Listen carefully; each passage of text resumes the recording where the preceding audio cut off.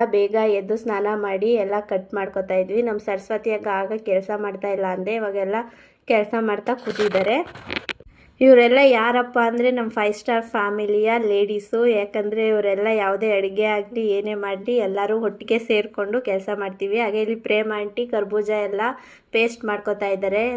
ನಾನು ಹಂಗೆ ದೇವಸ್ಥಾನ ಎಲ್ಲ ತೊಳೆದು ರಂಗೋಲಿ ಹಾಕೋಣ ಅಂತ ಬಂದೆ. ಹಾಗೆ ಸಿಂಪಲ್ಲಾಗಿ ಯಾವುದಾದ್ರೂ ಡಿಸೈನ್ ಮಾಡೋಣ ಅಂದ್ಬಿಟ್ಟು ಡಿಸೈನ್ ಮಾಡ್ತಾ ಇದ್ದೆ. ರಂಗೋಲಿ ಹಾಕಾಯಿತು. ಹಂಗೆ ಬಾಗಿಲಿಗೆ ಎಲ್ಲ ತೋರಣನ ರೆಡಿ ಮಾಡ್ತಾ ಇದ್ದಾರೆ. ತೋರಣ ಕಟ್ಟಿ ಹೂವು ಹಾಕಿ ದೇವ್ರಿಗೆ ಅಲಂಕಾರ ಮಾಡ್ತಾ ಇದ್ದಾರೆ. ನನ್ನ ಮಗ ನೋಡಿ ಹೇಗೆ ನಿಂತಿದ್ದಾನೆ ಅಲ್ಲಿ.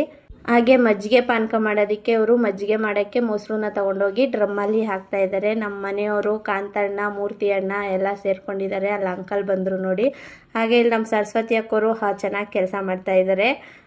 ಹಾಗೆ ನಮ್ಮ ಲೇಡೀಸ್ ಎಲ್ಲ ಇಲ್ಲಿ ಕುತ್ಕೊಂಡು ಮೊಸರು ಪ್ಯಾಕೆಟ್ ಬಂದಿತ್ತು, ಪ್ಯಾಕೆಟ್ ಎಲ್ಲ ಕಟ್ ಮಾಡಿ ಒಂದು ಬೋಸೆಯಲ್ಲಿ ಹಾಕಿ ಇಡ್ತಾ ಇದ್ದೀವಿ. ಅವ್ರಿಗೆ ಈಸಿ ಆಗುತ್ತೆ ಎತ್ಕೊಂಡು ಹೋಗೋಕ್ಕೆ ಅಂತ.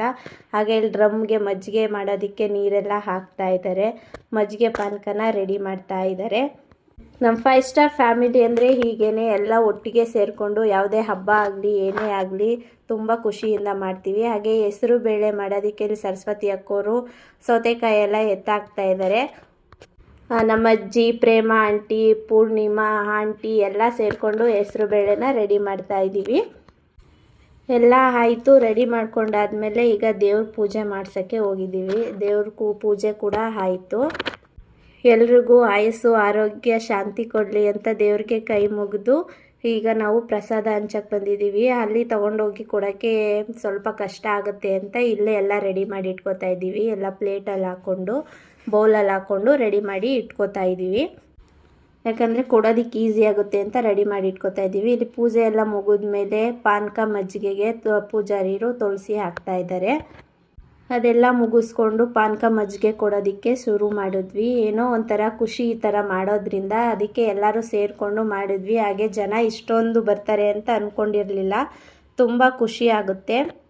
ಮಜ್ಜಿಗೆ ಪಾನಕ ಕೊಡೋದ್ರ ಜೊತೆಗೆ ನಾವಲ್ಲಿ ಪ್ಲೇಟಲ್ಲಿ ಹಾಕಿಟ್ಟಿರೋದನ್ನೆಲ್ಲ ಎತ್ಕೊಬಂದು ನಾವು ಇಲ್ಲಿ ಕೊಡ್ತಾಯಿದ್ವಿ, ಅವರಿಗೆ ಕೊಡೋದಕ್ಕೆ ಈಸಿ ಆಗಲಿ ಅಂತ. ನಾವು 200 ಲೀಟರ್ಸ್ ಮಜ್ಜಿಗೆ ಮತ್ತು 200 ಲೀಟರ್ಸು ಪಾನಕನ ಮಾಡಿದ್ವಿ. ಲೋಟಸ್ ಎಲ್ಲ ಖಾಲಿಯಾಗಿ ಮತ್ತೆ ತೊಗೊಬಂದ್ವಿ. ಹಾಗೆ ನಾವು ರೋಡಲ್ಲಿ ಹೋಗ್ಬೇಕಾದ್ರೆ ಎಲ್ಲರನ್ನೂ ರೋಡ್ ಅಡ್ಡ ಹಾಕಿ ಗಾಡೀಲಿ ಹೋಗೋರಿಗೆ, ಬಸ್ಸಲ್ಲಿ ಹೋಗೋರಿಗೆಲ್ಲ ಮಜ್ಜಿಗೆ ಪಾನಕನ ಕೊಟ್ವಿ. ಅವರು ತುಂಬಾ ಖುಷಿಪಟ್ಟರು. ಮೇನ್ ರೋಡ್ ಆಗಿದ್ದರಿಂದ ರೋಡೆಲ್ಲ ಫುಲ್ಲು ಟ್ರಾಫಿಕ್ ಜಾಮ್ ಆಗಿತ್ತು. ಪೊಲೀಸವರೆಲ್ಲ ಬಂದು ಟ್ರಾಫಿಕ್ ಕ್ಲಿಯರ್ ಮಾಡ್ತಿದ್ರು. ಇದೆಲ್ಲ ಮಾಡಿ ತುಂಬಾ ಖುಷಿ ಆಯಿತು. ಇದು ನಮ್ಮ ಇವತ್ತಿನ ವ್ಲಾಗ್ ಆಗಿರುತ್ತೆ. ಹಾಗೆ ನಾವು ನೆಕ್ಸ್ಟ್ ವ್ಲಾಗಲ್ಲಿ ನಮ್ಮ 5 ಸ್ಟಾರ್ ಫ್ಯಾಮಿಲಿ ಇಂಟ್ರಡಕ್ಷನ್ನ ಮಾಡ್ತೀವಿ.